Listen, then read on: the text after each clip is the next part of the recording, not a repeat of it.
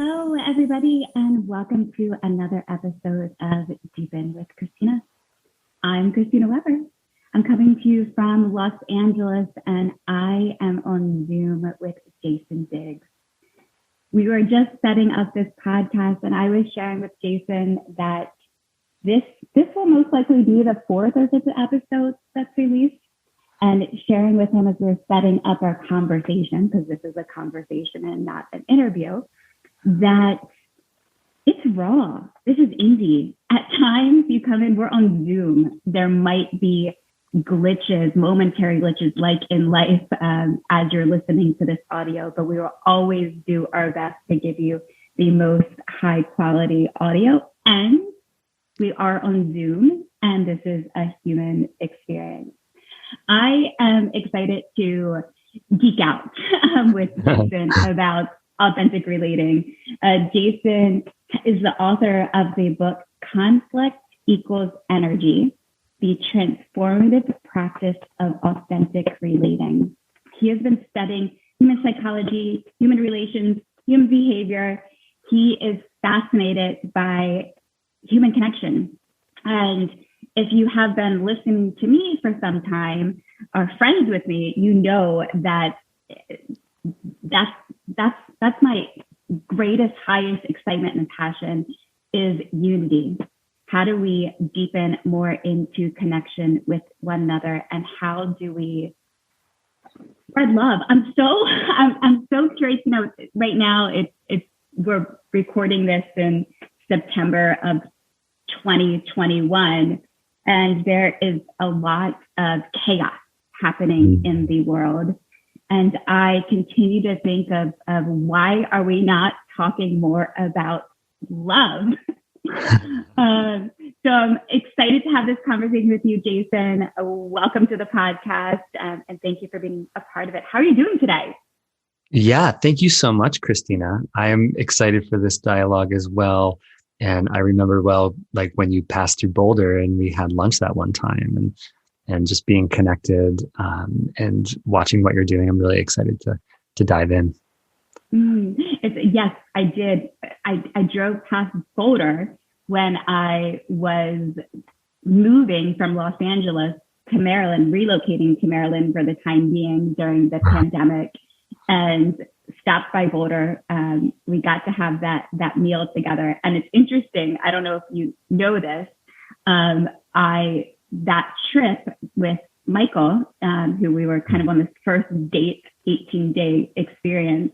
Recently, we ended up on X-Rated, Andy Cohen's new TV show that we shared about our relationship and that experience of driving cross country. So it's an interesting reminder that you were part of the experience. You got to meet us in that journey. That's right. Oh my goodness. So remind me, how did you become so passionate about authentic relating? Mm-hmm. Well, my background is as a video producer. So I spent about 15 years creating content for some of the world's leading teachers. I worked for a man named Ken Wilber, who's this crazy transpersonal psychology philosopher guy who's, friends with David Data and Deepak Chopra and folks like that. And so I was the video producer, was creating a lot of content for that organization. And in a sense, I got to go take a deep dive into integral psychology and integral Buddhism and integral ecology and integral leadership, and be a part of all of these amazing workshops. And it was a beautiful learning laboratory for me. And then starting about 10 years ago, I encountered authentic relating. And authentic relating got its origins about 15 years ago in San Francisco, when all this group of people, they were all taking Landmark, and they were all taking, all these different workshops and all these different things. And it was One Taste was starting in San Francisco. And so there was all these communities that were forming. And they developed a practice called circling. And circling, you let the past go, you let the future take care of itself, and you come right here, right now, in the present moment. and you set a timer for an hour and you get relational. And so this idea of relational practice as a way to grow our emotional intelligence, or as a way to really deepen, like, right? Relational practice is like rocket fuel for your human development. Because the strength of the energy and the feedback loops that happens between you and another person or a group of people in relational practice is stronger than anything I've ever seen. And so when I first encountered this practice 10 years ago, I went from being like painfully shy and socially awkward sometimes. Like I had a little bit of, charisma and intelligence, but like I had a lot of challenges in groups of people. I was really the guy behind the camera, didn't want anyone to notice me, just wanted to be of help and be of service. And like, yeah, you all. And then what happened when I encountered this practice, within a year, I was leading groups. I grew like crazy that first year. And so, yeah, and at that time, I changed my career to a facilitator and now an author, because I believe that this human connection movement and authentic relating is a big version of that. Like it's a really robust curriculum. It's really needed in humanity today. So I guess I want to dive into this idea of being present in connecting. Like where you and I are having this experience, we're having this conversation, and the future is ahead of us. So you have to be cognizant of the future at the same time. Where part of this is coming from is I have a colleague of mine who I work well with, and she is building an organization. And inside of the organization, there was two of her junior teammates had felt an attraction towards each other, and they one expressed to the other that they wanted to kiss her. And with inside of that dynamic, I understand, yes, being in the present, but in authentic relating, how does it also speak to the future? Because if I'm always in the present, that's the sort of like, I kind of look in the external world is that there's a lot of operating in this sense of instant gratification as opposed to long-term fulfillment. And long-term fulfillment requires resistance. And so how do you, I guess, in your guidance, also consider the web of the future and how your actions in the present affect the future? Yeah, I love this question. So in the 60s, they had this mantra, get out of your head and get into your body, right? So there was this whole movement around embodiment and the fact that like our trauma and our history is stored in like cellularly in our cells, right? And we can actually do breath work and psychedelics and begin to heal this stuff. And right. But I think this is actually not correct. This is a bad teaching. Get out of your head. There's no such thing as getting out of your head. I like my head. Exactly. Exactly. Our intelligence is super, super important for navigating a balanced, healthy life. And so what the actual teaching is like, hey, the entire culture is so focused on accomplishment, materialism, and intelligence, right? And we need to balance that with heart and relationship. The man who wrote the foreword for my book, Arjuna Our Dog, he put it this way. He's like, there's strategic communication, right? And then there's innocence. There's authentic communication. And they're not the same thing. And we're in our strategic mind about what will benefit me and benefit, my career and benefit the people I care about. We're in that 99.9% of the time. And that's okay. But what relational practice is looking at, what authentic relating is looking at, which is really radical, is like, if we spend 5 to 10% of our time in life specifically coming out of the strategic mind and into the present moment, it seems to grow our capacities for empathy, for listening, for slowing down, for rest, like all of these things that our culture is not very good at. And we need to balance. We need to have this balance. You can't, making a decision about a romantic partner, like the example that you're giving, and your work and your life is not a present moment activity. Like, right? You need to be thinking about the future. And first and second, like our brain can't help but take all of our past experiences and rapidly pattern match that into the present moment and extrapolate into the future. Our brain is designed to do this. But I just want to pause there, and also because I want to make sure that implants with me is that choosing or interacting with a romantic partner just based upon a present moment. You're saying I can't take the future out of that. Correct. You can, but that's called high school love. That's called falling in love. That's called romance, right? And choosing a partner and romance are two different things, right? And so authentic relating and relational practice is really good at exercising our heart muscles. And it causes us to grow in a particular way. But mostly it's done inside of a practice period of like, oh, we're going to get on Zoom for an hour, or we're going to take a workshop for 2 days, and we're going to do relational practice together.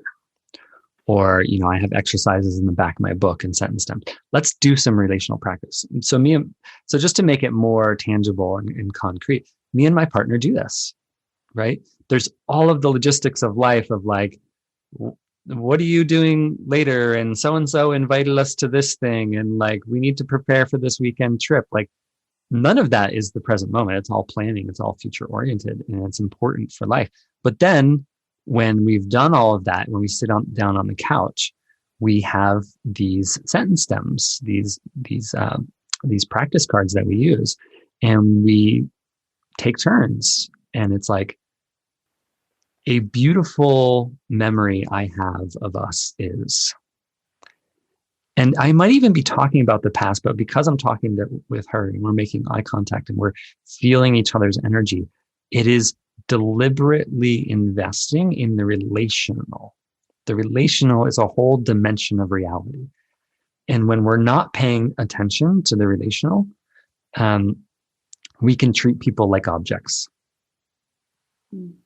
That's why it's so important. I want to, there's 3 topics that this has brought up, and I'm just going to put a pin and say it's language and partner, practice and energy. I want to go through each of these. First off, let's jump to practice, because I think that's a really important word and a consideration. Love is a practice. Connecting with humans is a practice. In our everyday existence, this isn't something that our primary educational, public educational system has taught us in the practice of socializing. I get concerned, especially in our younger generation, who Gen Zs are said before COVID, they were said to be the loneliest generation of our time. And now they've come out of COVID without the practice of socializing. Yeah. And this idea, I think the idea that we need to be in practice like working out, I say we deepen, is that I have a vision that these human connection activities like you're speaking of become as active and relevant as fitness.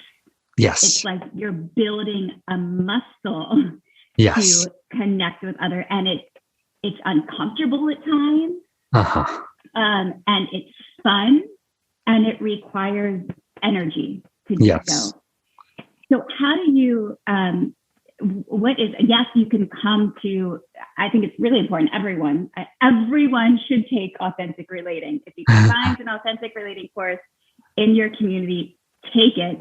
This is why We Deepen is existing and growing. So you have one portal and one place to discover all of those types of activities. And if I was to come to a weekend or an experience sign up, what would that be like? Like, what are your circles like? Do I have to come with a partner? Do I practice with other people? How does it work? Yeah, most authentic relating workshops and practice, they're not focused on romantic relationship. Like, all of the insights and the tools do apply to that realm of life, but it also applies to working with our colleagues and developing friendships. So yeah, it is like building a muscle. And I've been saying that for years. We're going to have emotional education everywhere in 10 years. Like, it's going to be in middle schools. It's like an idea whose time has come. We really need to pay attention to this as humanity. And authentic relating just happens to have been working on this curriculum for the past 10 years. And so it has a lot of teachings and tools and models. So I'll just name one. We have this model called dignity and humility. And dignity and humility is a polarity, right? And another word for polarity is paradox. So if I feel strongly about something, if I have an opinion, that could be a political opinion, it could be an opinion about which way we should go with the business, right? I feel strongly about this thing, right? And the question is, do I harden myself and become convincing of other people and block myself off to other ideas? That's not dignity. That's actually what we call posture. That's what people think of as arrogance, right? Closing off to other people's points of view is not a good idea. Humility means I'm really receptive to others. I'm actually going through the world as if everyone is my teacher. That's what humility is. But we can have dignity and humility. We can really strongly advocate for what we believe and stay open to others.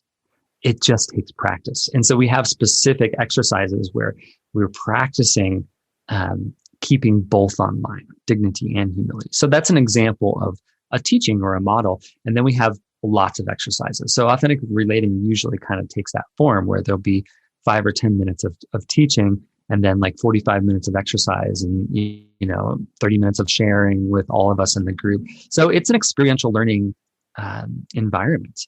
And a lot of us adults are getting this education. And like you're saying, the younger generations are going to need it. Like, I think we're coming into a place where human connection professionals are going to, it's going to be a whole new industry. Mm-hmm. Just like therapy was 100 years ago, You call it, do you think it's the human connection industry, or is it the relationship industry? What feels? I've been calling it the human connection movement and human connection professionals. Like, I'm a human connection professional. That's what I do. And I know 100 other people who are making a portion of their income or living through being a human connection professional. And these are not people who are therapists or coaches or things like that. It's specifically fostering human connection within companies. And the relationship, when people hear the word relationship, they often think of romantic relationship because there's so many teachers out there doing that. So that's why I don't use that particular word, but it's another great one as well. Yeah. Mm-hmm. Yeah, and what I also really appreciate this type of practice is that it's different from therapy, although, therapy is wonderful. But what I find in this type of work is that I go and I get exercises to take into my everyday life. So it's not necessarily containerized to stay in, and that's where I practice human connection. It's that I get to use the skills in my everyday existence to accelerate or foster connection with other people on a continuous basis. And I also see that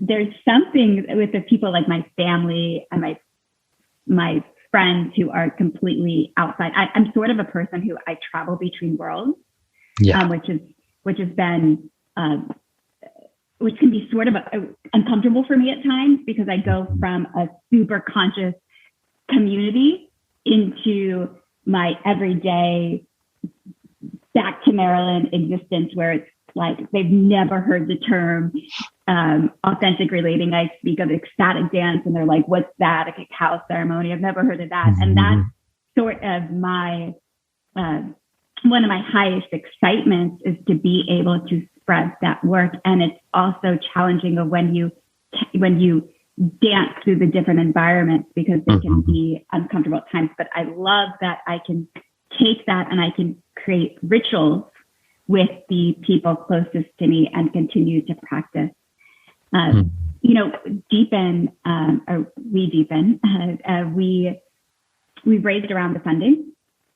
Pre-virus, we raised 100,000. The second 50,000 was an investment from a female entrepreneur who had sold a tech company, and it came through in January of 2020. Wow. And our organization is live events, in-person events. Pre-virus, when anybody had said to me, you should put this work online, my answer was always, absolutely not. You have to be here. This is about seeing each other in the eyes, hugging, touching. And so her investment came through January of 2020. She makes her first investment, and then 3 months later, the world unfolds and she's aiming to secure her investment. And there's a video, and I say video because her and I had a Zoom conversation, a very vulnerable Zoom conversation where we talked about that money, and we were on push record because we had I push record because somebody came in to train us on developing a decentralized organizational structure in a new way. And then he got off the call, and her and I continued, and it was just recording. And after I uploaded that video to YouTube, I meant to put it on private to capture that really the first part of getting trained on developing the decentralized organizational structure. And I started to get emails and messages from people who watched the video. And I was like, oh my God. And they had said, wow, we've never seen conscious relating in a business form so pure and talking through, you know, money in that way. So role modeling these conversations, these really hard conversations, I think people benefit from hearing, and we've now since made that video private again. Wow! But I hope to one day be able to share that because as we navigate these really, everything is unknown. We navigate these really. We come together. There's stickiness. There's an uncomfortability that happens around that. Yeah, that's why the book is called Conflict Equals Energy, right? Because toward the end of the book, I say this thing where the universe is giving us these things as like dense packets of information for us to decode about how to grow and how to evolve and how to really deepen love, right? In the face of these sticky things. And we need models. We need to know that vulnerability is a capacity. It's a skill, and we need to practice it. If we never practice it, we'll never be vulnerable, and we won't actually get the nutrients of what it feels like to be that close. Or we'll only ever be vulnerable with, 2 or 3 people in our lives that we feel safe with, and we'll never ever be vulnerable with a business colleague. And like, there's a new way of doing things where we're actually, our humanity, our full humanity is online with everyone. and available. And it actually, there's so much more energy and possibility and aliveness in that form. When Brene Brown first started preaching vulnerability about, I'll say this was 2015 when I had discovered her work, and I was listening to a talk, and what I took from it at the time was, oh, okay. So when I am out on dates or meeting people, I share about my challenging childhood, or the moment. My childhood was a beautiful experience. And my parents had turmoil from about 11 to 18 until they separated, that I observed. So I had taken that information of like, oh, so share about the challenging things that happened in your past. I didn't interpret. It took me a little bit to realize that actual true vulnerability is sharing real time what's happening for you. It's not about the disclosure of these uncomfortable things and like sharing about the lies and betrayal in the past and all the things. It's like right now, I'm feeling uncomfortable right now. Like this real time thing. Yep. And sometimes I want to come back to energy, but because this is sometimes in that experience, language, I find language becomes limiting and a problem. And Yadi, who's the founder, creator of Unleash, I'm actually in Los Angeles right now, staying with her in a community house. So we're living together as the next Unleash experience is being birthed. And her and I were just talking yesterday morning. We were having a conversation with a third person about veganism and meat eating, and she is eating meat, and there's the whole thing, well, veganism is the way to go, and she's, well, this is what I need and what feels correct for me. And we've all kind of got to a place that we're having a hard time with words, with language, of how to best explain how we're feeling and thinking. And I know language is important, but sometimes it also seems limiting. Yeah. What happens in authentic related when I can't find the words? Yeah. It's amazing because this is how the brain learns. This is how the soul grows, is struggling to find a new way to express something. The struggle is the important part, I believe. It's like, right, the human experience is completely ineffable, which means unspeakable, which means you can't actually put it into words, which is why poetry exists, right? Because it's trying to point at something that is inexpressible. That's what good poetry does. And so when a particular individual human being looks inside and says, I don't know what's happening for me, I don't have the words for it, but I'll try to express it to you. It's an important act of development. It's absolutely essential for our emotional development, which is essential for our soul's growth, to struggle in that way and be like, I don't know how to say this. There's this attitude of inquiry. So when I ask you a question, one of two things is going to happen. You're going to go into your memory banks and pull out the file and say something similar to what you said the last time someone asked you a similar question. Or you're going to inquire. And your inquiry literally means being in the present moment and being surprised by your own answer, instead of giving this canned answer that's in a file in your head somewhere, right? And so the attitude of inquiry is what creates growth. That's most of my spiritual practice has been in the path of inquiry. So a lot of what happens in these authentic relating exercises is exactly that. You get asked a question and you're invited to be in the present moment and allow yourself to be surprised by the answer as it comes out. And that's actually how our emotional intelligence grows. Sometimes the vulnerability and connection comes from asking questions. I don't know if like we're necessarily fully given permission all the time to inquire about another human being. We feel that that's intrusive. Mm-hmm. or wanting to. So there's a dissonance, I think, sometimes that gets created in our connections with other people. I've had it happen to me in the past in dating somebody of not necessarily one asking like, what did you do last night? Like that feels like intrusive, like that's your life. And so there is this, oftentimes we think the vulnerability is around sharing, but that sharing sometimes is from your being inquisitive about another human, and also giving them the space to say that's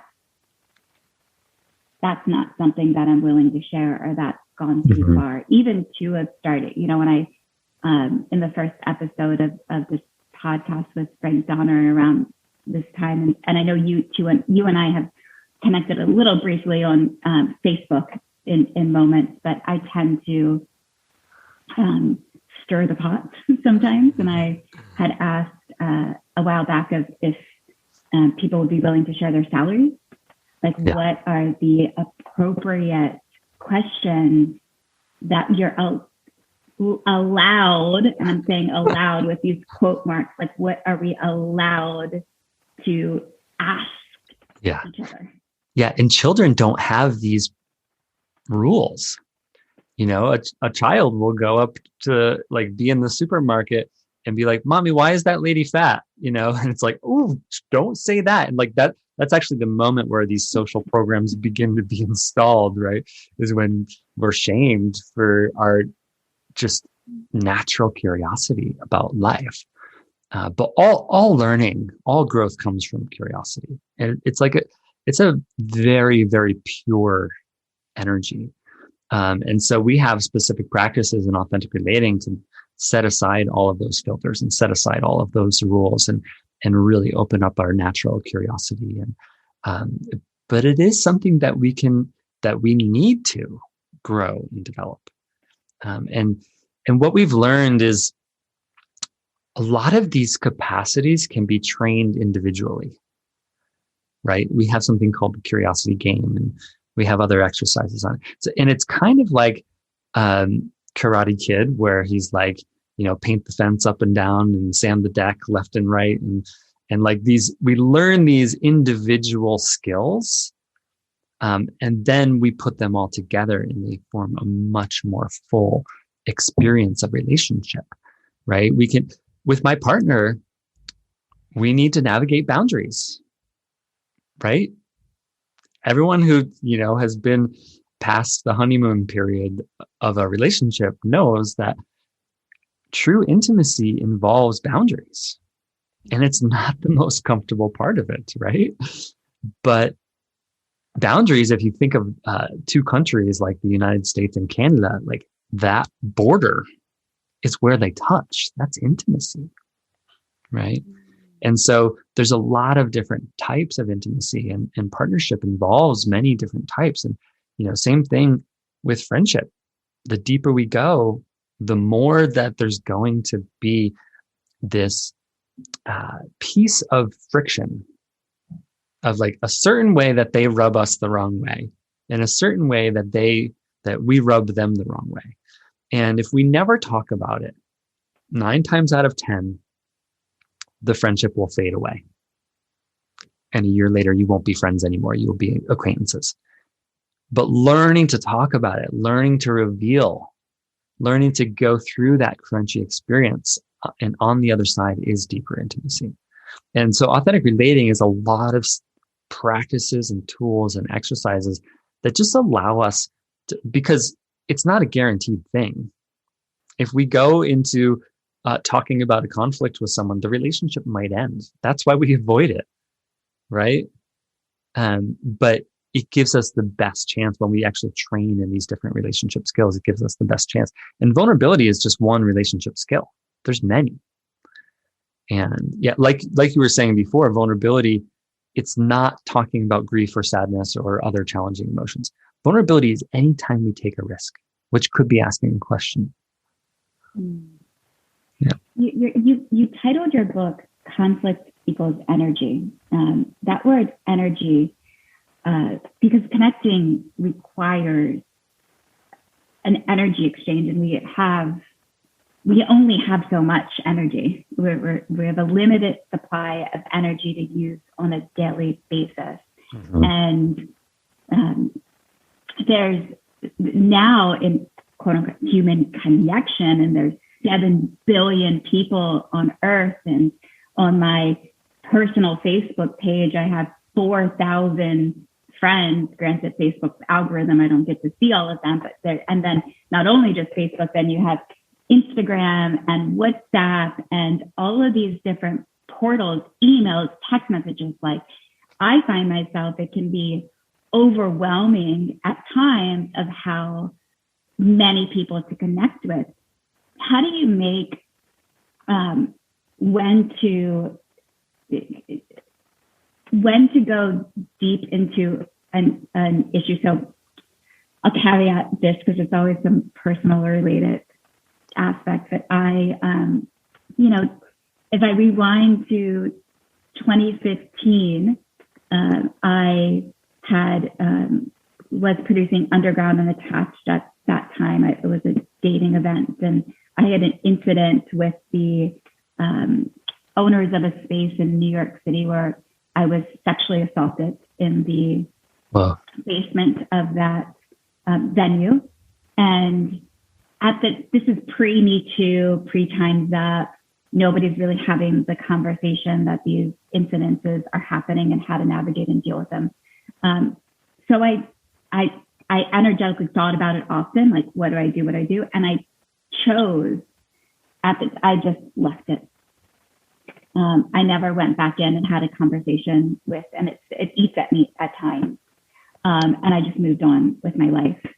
How do you know, because it's energy and takes time. How do you know when to go deeper and be like, hey, what you said, made me feel this way, or your actions impact me in this way, rather than just leave it because I only have so much energy and I gotta just move on? Yeah, it's a really great question. And a lot of the practices in the book around conflict transformation, and, there's a whole process called emotional Aikido, which is how to receive, charged emotions from another person. And then there's another process called emotional alchemy of how to work with my own charged emotions, right? 90% of the time, these are exercises for people we want to be in relationship with, or we need to be in relationship with them because they work in the same company as us. Period. End of story. Sometimes the best boundary is to walk away and say nothing, right? Or to move on with your life. That's absolutely, because it's a conservation of emotional energy. And that's the sovereignty of a human being to really know how they're going to use their time and energy and attention and emotion. And yeah, so in the early days of the authentic relating movement, let's say 5 to 10 years ago, it had come out of San Francisco. It had been, we had this center in Boulder called the Integral Center. We had this amazing community center with all of these activities happening, and people were coming from all over the world to study with us around circling and relational practice and relational leadership. And I remember we had this 1 6-month course. I think this was in 2016, maybe. And we had literally 4 people from Australia moved here for 6 months just so they could take this course. And so people were traveling, and people flew in for the course, and people traveled from all over, and really studied this knowledge and then brought it back to their home communities. I was just reconnecting this week with a friend of mine who was in my original course. It was called T3, and he's from Norway. And, and so he's now a leader and community builder in Norway. And it's gone all over the world, right? And in the early days, we would get together and we would do this deep relational work. And the amount of emotional intimacy that you were having inside of these courses usually was far more emotional intimacy than you would have with your immediate family or the people you went to high school with, or, anyone besides a lover. It was a lot of connection. We were in each other's lives and we were revealing these deep things. I think what we learned is that authentic relating is really good for community building. You can build a community using these practices. There may not be an authentic relating practice in your city, and you could start a community. There's at least 50 cities around the world that have an authentic relating community, but there's a lot of places that don't.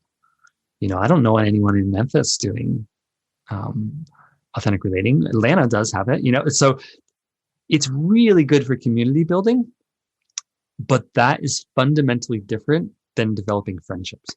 This was a really important piece for myself because my lifestyle was like, I was doing 2 weekend courses every single month for 5 years, as often as a leader of this work. And there was so much connection, so much like energy exchange and getting into it with one another. And that's so nourishing. And it was providing so much fuel for my own growth. And then I had to come to the hard realization of like, these people aren't my friends. These people are community members. We're in community together. We care about each other, right? We're colleagues. We're in the same industry. But if I had a crisis in my life, there was 3 people I would actually turn to.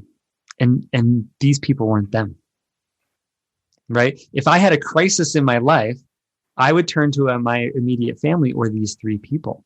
And that's actually what friendship is.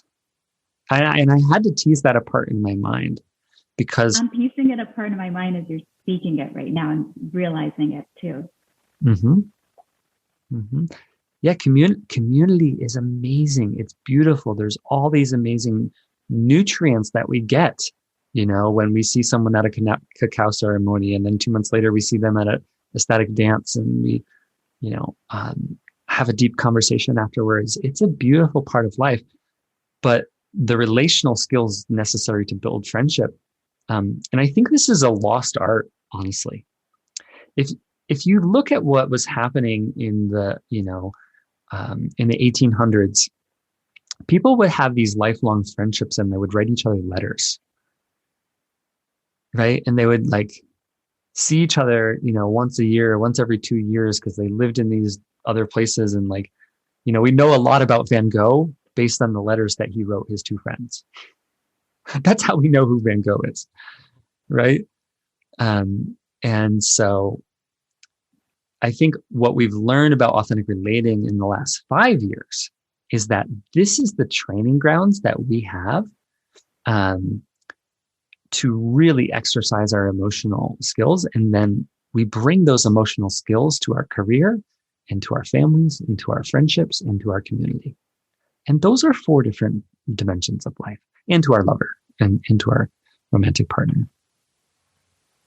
It's that you brought something to light that I think I've been struggling with, but didn't know that it was a thing. So I have, we deepen, I keep gravitating and coming back to LA because, from 2018 to 2020, when it was popping in the Los Angeles area, and I have never experienced such strong community ever before.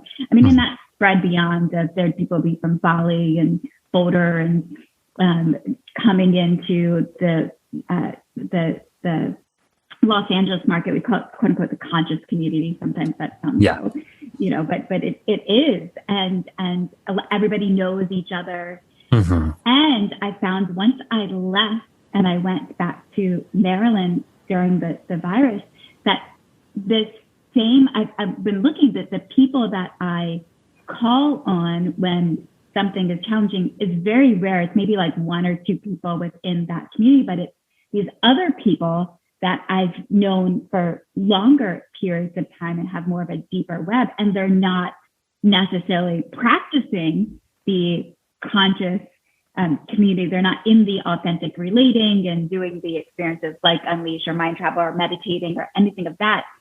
So it throws me off at times because, and I'm seeing now those people are beginning to start wanting to do the work. Like one of my best friends for the first time is starting to come to these events. Yeah. And I actually can see the awkwardness in her as she's going through the work for the first time. But that's kind of the bridging of the world between that I have been aiming to reconcile, or not even knowing that I was struggling with the differences of those two and wanting to have that deep connection with my family, like I have with the conscious community, or with my friends, like I have with the conscious community. And also seeing that over time, that I've been in communion with them now. Now it's been like a year and a half since being in that those bonds are even strengthening more so. And I have friends who, one old friend a year ago said to me, I've been judging your life for years. It's like you do all this, like I've been kind of jealous of it, and you do all these fun activities, and I'm sorry. I'm sorry that I have been judging. And she's like, and I see that I'm going to, as I age, I think I'm going to get more interested into the stuff that you're doing too. Like, what are the gene keys? And tell me more about meditation. Oh, and yes, can I have that piece of sage? Back to language, because you use that word partner. And I think that's also even a term that I see used in the conscious, quote unquote, conscious community, the human connection professionals. But outside of that, when I go into other worlds, cities outside of that, that term partner is confusing for other people. What, when you say partner, people are like, is that his work partner? Like, who is that? His girlfriend? Is that his, like, what does that term mean? Yeah. I found I used to be very confused by it. Yeah. Can you speak to, have you always been using the word partner? Yeah, for the last 10 years, but I live in Boulder. I mean, to me, partner means going steady. It's like there's a level of stability in the romantic relationship. It's not brand new and boyfriend and girlfriend. It's like we have some vision of having our lives continue to be along the same path. But so many people are like myself, have a partner, and it's like we're not necessarily on the path to marriage. We don't talk about marriage so much. It's like not, and I think that's what it is. It's like marriage is not very prevalent in conscious community as like a thing that you would do right away or like talk about right away. It's like a much, much more longer process of like, oh yeah, we've been together for 3 years and now we're starting to talk about marriage, but we're not ready for that yet. It's like people are, the landscape of romantic relationship has changed a lot in our society. And I think it's because, people are family and having kids is, it's not necessarily as much of an automatic goal. I think for 1,000 years, women were trained. It was like, okay, this is, there's a lot of important things in life, but the most important thing is being a mother. And so let's make sure that you're on the path to finding a husband so that you can be a mother, so that you can pass on my genes, right? It's just like, that was so ingrained and so, yeah, we're just under all of these evolutionary pressures. And we talked about this a little bit before we press record. Evolution is real, y'all. Like, we're changing. We're in a 12-year experiment of what smartphones do to our brains. We don't know how strong of an evolutionary pressure smartphones and social media is, but we're finding out what it does to our culture, right? If we're really paying attention, if we're looking at this, right, it's changing us.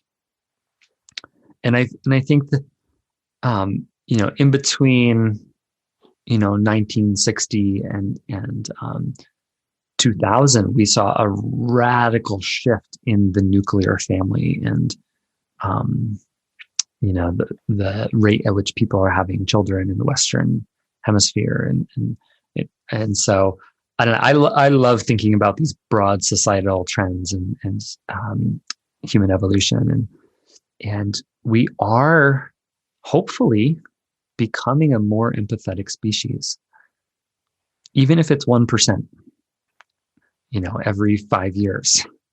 And we need to be, because if there's 12 billion people on the planet and we don't have more empathy, it's going to be a really shitty place. It really will be. I really appreciate the acknowledgement of the evolutionary process that we're in and the experiments that we're in. Not only the smartphones, but the social media. When you said 1% that maybe we're changing 1% each year, I think this is what you're sharing, but also there's sometimes this dissonance between, I guess, what's available to support the change and who has access or knows that it is there for them. Like the acknowledgement around, this is an experiment, this is an unknown, and you can transform and change. And I wonder what you find is generally the characteristic, or what is the gateway for somebody to honor and want to grow. For the first time, I'm hearing, I'm just turned 40 this year, and I remember when I was in my 20s in corporate America, like, we didn't talk about anxiety. Like, no one went into an interview and said, like, oh, I'm anxious. And in my 30s, I started to, when I would interview the younger generation, they would share about their anxieties and these terms that was never even ever present in my consciousness in my 20s. Depression, I didn't really know, like, we heard that your grandfather had depression at times, but it wasn't something that my circle of friends knew that it was. Yes, maybe people committed suicide, or had addictions. But more so recently, which gives me great hope, is I'm seeing the younger generation, not only now, they're not sharing, from my experience, they're not just sharing about their anxieties, which they were a few years ago. They're now sharing, when I ask them what do they desire out of life, they want growth. And I'm like, oh my gosh, yes, you want to grow? Yes, we're moving in the right direction, that you want to grow. Because for me, I believe that, growth comes first. Our life is about growth and evolving. From your experience, what is the catalyst for somebody to acknowledge, desire this type of work? Mm-hmm. That's a really great question.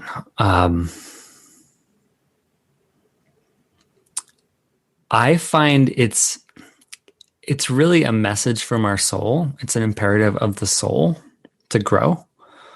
And I think the thing is, we can ignore what our soul is saying. We can ignore what our soul is saying for 30 years and be like, I just got to make money. I just got to get to this certain place and then I can rest. And the soul will just be patiently waiting. Okay, you did that. You did 30 years of focusing on your career and almost nothing else. Do you want to listen now? Do you want to grow? So I don't think we can help people have growth as one of their top 5 values in life. I think we can respond to the people who do have growth as one of the top 5 values in their life with all of these things and like, you know, just the thing that I teach is like relational practice and paying attention to the relational dimension of life is important. And it's important to balance that with all of the values in mainstream, like in mainstream society, productivity and efficiency and materialism and all of these things are intrinsic, embedded values that are important for humanity, but are not necessarily important to the exclusion of play or celebration or empathy or right. And that's really what I have to offer and teach to the world. It's just like, once growth ends up on your top 5 values, you tend to reorient to life in a way that's like, oh, I can, you know, spend my time researching this thing that I'm interested in. You know, I can spend time on a relationship that I'm learning new things in this relationship because of the conversations that we're having. And you begin to, you said something earlier, which was really important, which is like, we have these conscious communities, you know, but is it relevant to mainstream society? Right? We're creating these bridges, and that's the reason I wrote the book primarily is like, I took 90% of the jargon out, like all of the jargon that we use in conscious community. Like, how does that land for you? And what's alive for you right now? Like, I took all of that junk out and I made it really, really accessible so that anyone could read this book and say to their spouse, hey, can we do this exercise together? Right? Because I think this happens often where one person in a partnership is really focused on growth and another person. So that's my answer. I almost dodged your question a little bit. I appreciate the answer in the sense that you can't force feed growth to somebody, that they have to willing and want it and come forth with it. And to, it's the soul calling is what I heard. And I do, you know, I have an awareness around the external environment that we have set up, that has been set up around us, doesn't necessarily support the soul being called on. So you have to discover that on your own. And what I mean by, I do think there are things out there, the food that you eat, the pills that you put into your body, they can clog the soul calling. So, you know, creating a quote unquote clear channel for your soul to be in resonance. And what is that? How do you create the clear channel? Is that you are aware of what you're putting in your body, and also what environment that you're in. You know, you're parting yourself from toxic environments. You're giving yourself the space and time to sit in silence, to go for a walk, to move your body and exercise. And these are the conditions that actually allow for you to dive deeper into your soul. Mm-hmm. Yeah.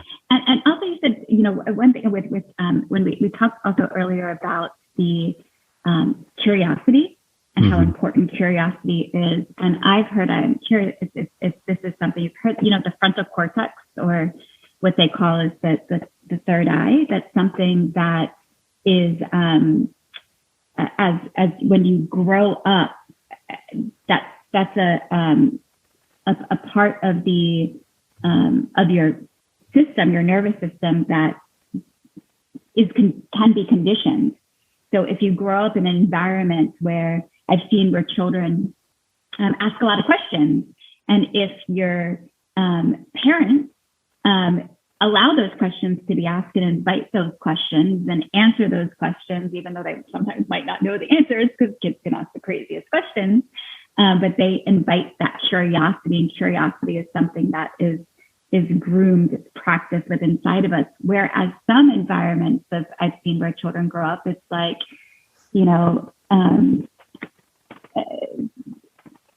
stop asking so many questions.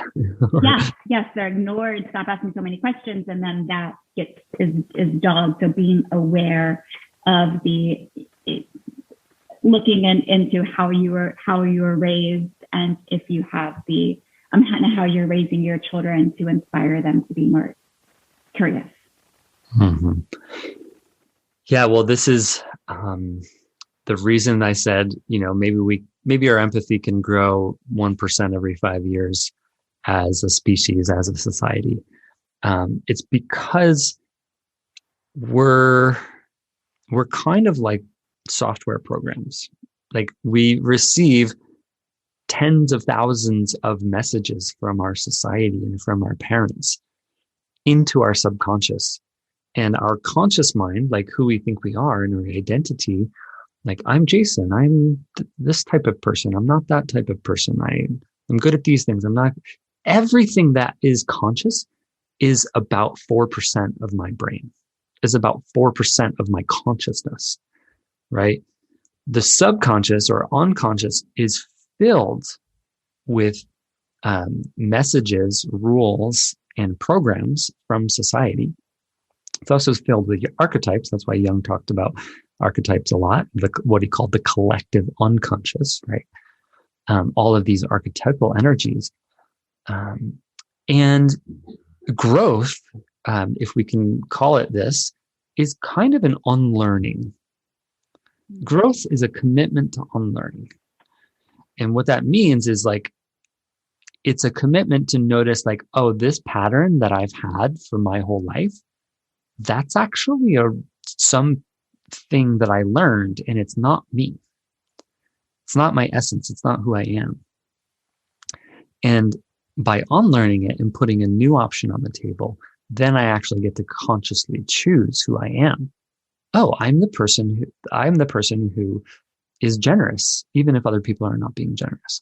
That's who I want to be, right? And sometimes we live up to that value. Sometimes we don't. When we don't, we feel guilty, which is a good emotion to have, so that we can live up to our values more of the time, right? But consciously choosing our values is a very advanced place of human development. Most of our values are handed to us by our society, and we enact them unquestioningly. I'm studying the Gene Keys, Richard Rudd. Love the Gene Keys. Yeah. And just of what you said, it reminds me of what I read yesterday. Is just as simple as it, that we are the technology. Mm-hmm. It's all like the program within us, the unprogrammed, the unconditioning. It's all within us. We have the ability to, as a child, they say you can fly. And I immediately would think of, like, actually flying. And in our evolution, that may be possible. May be possible to do. Jason, this is such a good conversation. Moments ago in my head, I was geeking out thinking, like, one of my Brian Howley, who I produce this podcast with, and he's like, when you record a good podcast, just record a good podcast. And I was thinking, like, this is a good podcast, a good episode. Your book, Conflict Equals Energy. What you did share a little bit about it, that you took out all the, the fluff in writing the book. Who is this book for? How can this book serve somebody? Mm-hmm. Yeah, authentic relating is an awareness practice. It's a way to walk relationship as a path of growth. If you're interested in growing through your relationships, this is a book for you. And so it's really practical. I'll talk about a broad principle for 3 pages, and then I'll go directly to a tool that you can apply to your relationships. And I do that 30 times throughout the book. There's 30 tools that you can apply directly to your life. There's 12 exercises. There's, sentence stems in the back of the book. But I cover all of the core philosophy and all of the principles in depth in the different chapters. There's and the theme, conflict equals energy, like the last 2 chapters is what I would call the conflict transformation teachings, emotional Aikido and emotional alchemy. But the first 10 chapters are more about connection and community and curiosity and presence and appreciation and all these different things, because those are the building blocks. Handling conflict and tension in your relationships is communication mastery. Like, it's not easy. And it is possible to transform a conflict into what I would call clarity, connection, or teamwork, or, creativity. It's possible to transform that energy. And so the book is almost like about becoming an alchemist, an emotional energy alchemist. And this is a very advanced form of communication mastery. We need all of these other building blocks and all of these other practice arenas to really even be able to be on the path to mastery. So I'm going to stretch this, sure. And you tell me what you think. I would also say, for anybody who is interested in politics or the vaccine conversation, read this book. Yes. Well, I think authentic relating is really, really good relational technology to be able to work with difference. So that's one of the themes of the book, is about working with difference, with people who have different opinions than you, and dignity and humility is definitely a theme that I introduced in chapter 1 and carry through. And but I'm not addressing any of the content of our political landscape, but I'm happy to do that offline with people in private. Yeah, but I think, and that's because I really want to offer these tools to humanity in a way that is really secular and accessible to everyone. That's so important to me. You don't have to believe anything. That's the important piece. Authentic relating is not about believing anything specific. It's about how to navigate with people who have different beliefs than you. And how to be objective to your own beliefs and own them as your opinions, which is just a very kind thing to do for other people. It's interesting, as a leader of this work, what I find is I came out about a year ago, kind of little seeds here and there, but I've never voted in a presidential election. Mm-hmm. And I came out of, and it's interesting coming out of it, because there's a lot of judgment around that. And for me, that action of doing so, of participating in that way of vote, and it's not to say that I never will, but in doing so, it makes me not as really good at my work, I found, for being a community leader, because then I have this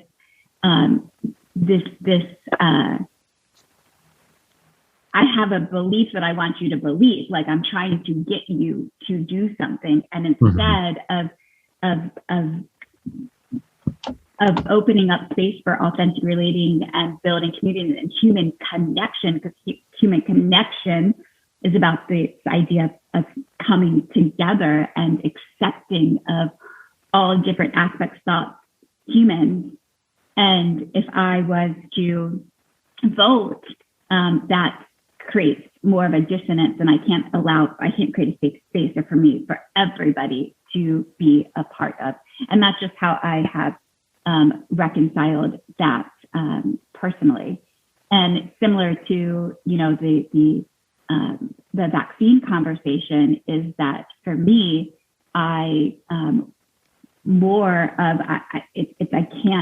can't be on this like a one size fits all solution for everybody, because there's so much diversity out in the world and there's so many exceptions. And I'm really inspired by having the conversations where all feelings, thoughts, opinions are included, because I think that's when we can actually hear and see, as you talked about, this state of, openness and less rigid. Then you can, I think then we have the power to really find new solutions and new ways of being and doing out in the world. Yeah. It's a very broad and noble aspiration to make a world that works for everyone. And it's extremely complex, right?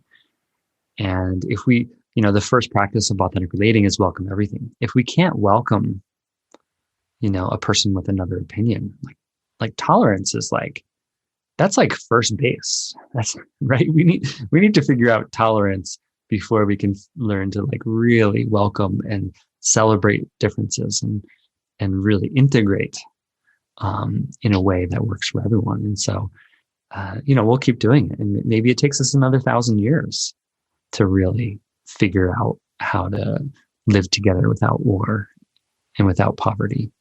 But it's the only game in town for me. So to make one, yeah.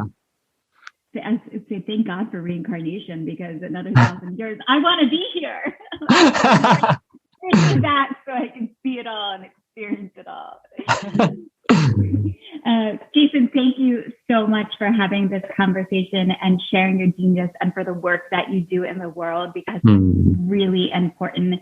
And I look forward to having the capacity and the bandwidth and building the network that is able to share your work. For now, people can find you, because the programs you do, not only you have the book, but you also are doing programs. You have your own podcast, the ARTV, Authentic Relating TV. Where's the best place for people to locate and find your work? Yeah, authrev.com and jasondiggs.com. So I have my own personal website, and I work for Authentic Revolution. That's where I publish all the media that I'm doing. And, I'm launching a new course this fall. I'm involved in many, many different projects. So, so jasondiggs.com as well. So, yeah. jasondiggs.com. That's the best place yes. to discover everything that you're having. You keep that website up to date. Yes. Okay, great. Well, thank you, anyone who's listening. It was fun to share this conversation with you. If you enjoyed this podcast, please subscribe, leave a review. If you're listening on Apple or one of the other networks, that you can leave a review. And if you're on Spotify, follow. Share this podcast with your friends if there's something that you think could help your relationship. Also, I will say Jason's book, Conflict Equals Energy, I really enjoy when I'm in a relationship, a significant relationship, to lay in bed at night and read these books together. Doing that and sharing that practice. This is relational work, so do it together. And thank you all for listening. Check out WeDeepen.com for updated schedule of events and other podcasts. You also can see Political Hope, our second podcast on the We Deepen Network. Check that out. Indy Reishi is helping us actually take this type of authentic relating into the political system too. Thank you, everyone, and talk soon.